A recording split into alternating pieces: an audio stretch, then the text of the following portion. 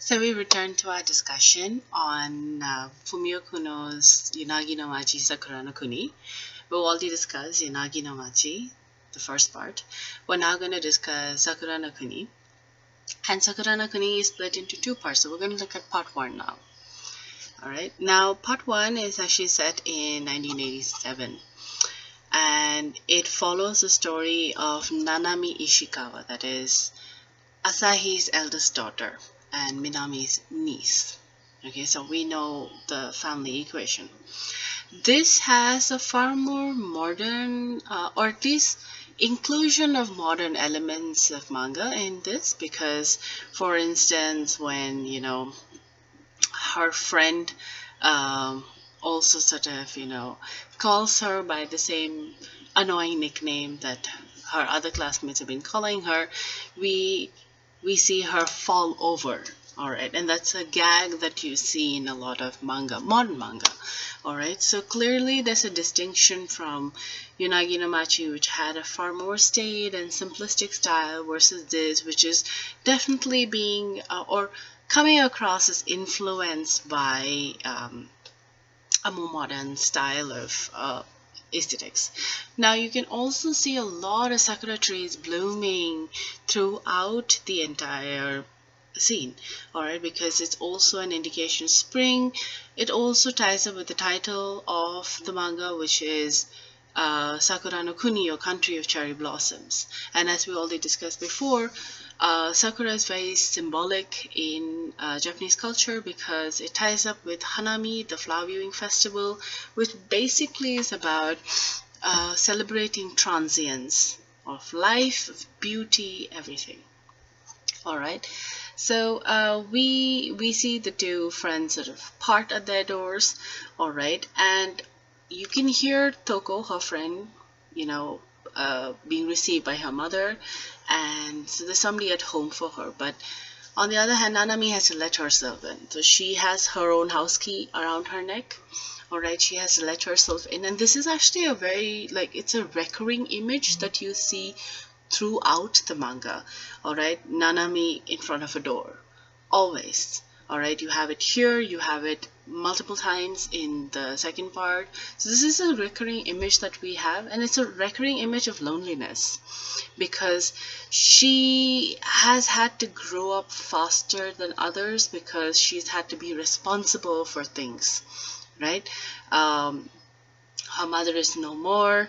Her grandmother is always accompanying her brother to the doctor. There's a lot that she just has to handle on her own. In fact, we see her enter the house. Now she calls out Tadaima, that is, I'm home, but there's no one to respond. Traditionally, there should be someone to respond and say, welcome back, but there's no one to respond.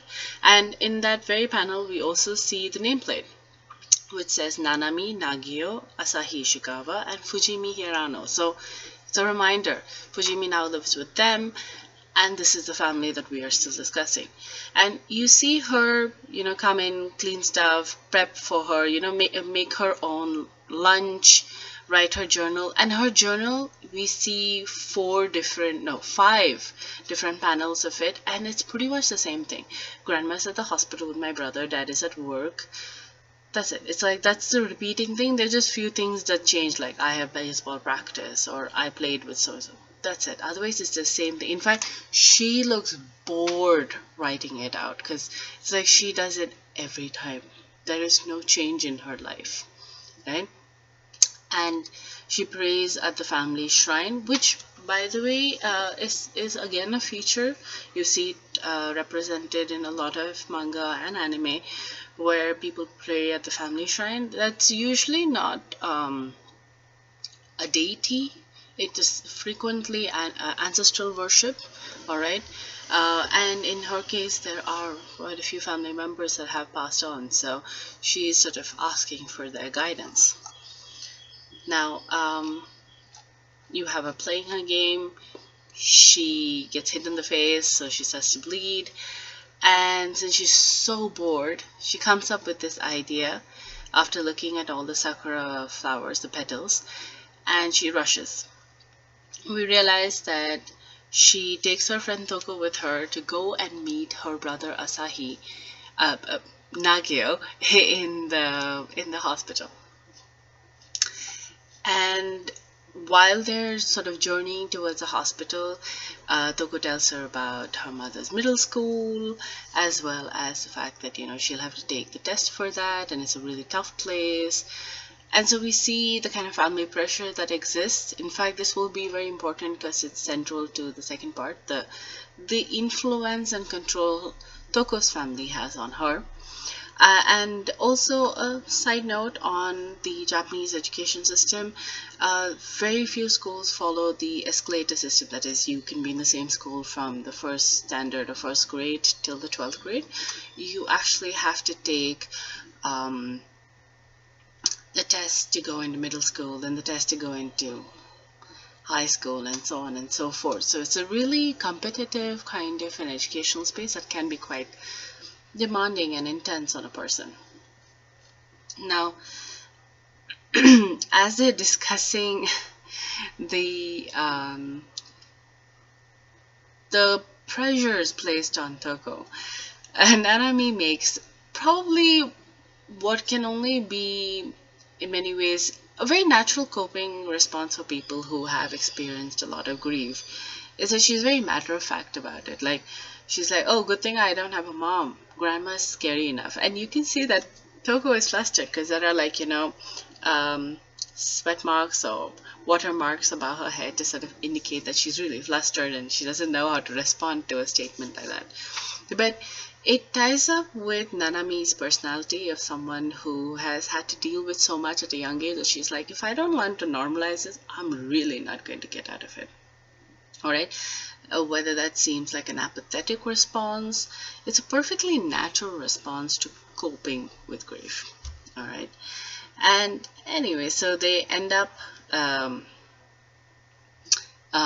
meeting Nagio, but before they do that, they're also mistaken by one of the nurses as a couple, boy and a girl, and Nanami is not too happy about it. But that again kind of becomes important in part 2 because the reunion between Toko and Nanami is sort of based on the fact that Nanami and her brother look so similar, and she does have a very tomboyish energy to her. So we see them meet Nagio, and the focus is, very interestingly, the panel shows us Nanami is talking to her brother as normal, but we have Toko just kind of like observing this. The next panel is that we see the IV going into Nagio's hand, and then again the focus is like a close-up on Toko's face. Like, she's kind of understood that, wow, this is a lot. This is very intense. And so she wants to immediately, like, she's a very selfless kind of person. She immediately wants to do something for Nagio, and so she gives him her music sheets, and then they plan their beautiful surprise, which is to actually shower petals, sakura petals, on Nagio and his friend who shares a room with him, because the idea is that they are cooped up in a hospital room, so they don't get to see the beauty of spring. And it's a very short season. All right, Hanami lasts for like 2 weeks. The sakura trees bloom for like maybe 2 weeks. If you're lucky, 3. It's a really short season. And there's no guarantee that Nagio is going to be out of the hospital by then. So she really wanted to give something special to her brother. It's commendable, not necessarily hygienic, which explains why her grandmother is so worked up at the fact that, she brings in cherry blossoms there and dirties the whole place. And so she finally makes them clean up. She makes Nanami apologize to Toko's mother. It's all of those things, because it's like, who knows what could have happened, anything could have occurred. And what if it made Nagio's illness worse, right? And you have Nanami, of course, kind of afraid of her grandmother. She seems like quite the tough person, and there's, of course, a personality, not a personality shift, but Fujimi with her daughter versus Fujimi with her granddaughter. there's obviously a difference. And Nanami tries to sort of get away from more punishment by pretending to be dizzy, but her grandmother is just like, yeah, you're not the one who gets to like make such things. I know I'm the one who's more dizzy. So it seems like a really casual encounter, all right?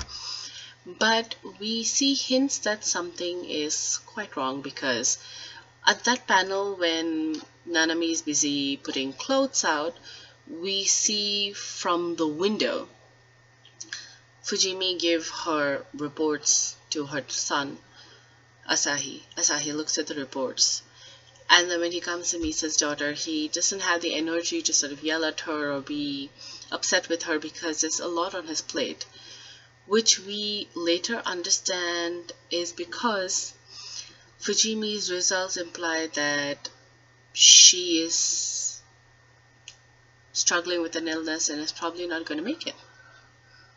And which is why the narrative panel, which is similar to how it works in Yunagi no Machi, the narrative panels that are there, the narration panels that are there, it's a much more darker energy, right? Because Minami, when she talks to people, versus Minami when she's thinking, is sort of like how Nanami, when she talks to people, she's funny, she's loud, she's boisterous, versus her energy when she is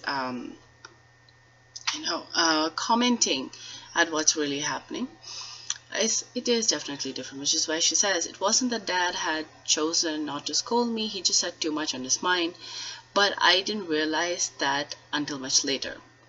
And the narration may be a really heavy narration, but the images that we see seem so everyday, because even for someone who's growing up so fast, she still hasn't completely understood how terrible things have really gotten, how complicated the whole scenario is, right? And the final scene that we have, all right, one of the final scenes in the last sheet of this part, it's got that hazy look of something that's a memory, maybe a last beautiful memory before things change, because, and you can see the sakura blossoms, you can see everything sort of like hazy, like I don't remember this too well, but clearly it's a really good memory. And the narration says that grandma's test results from that day weren't good, she died that summer. And by autumn, Nagio had to commute regularly to the hospital, so we moved to a place close by.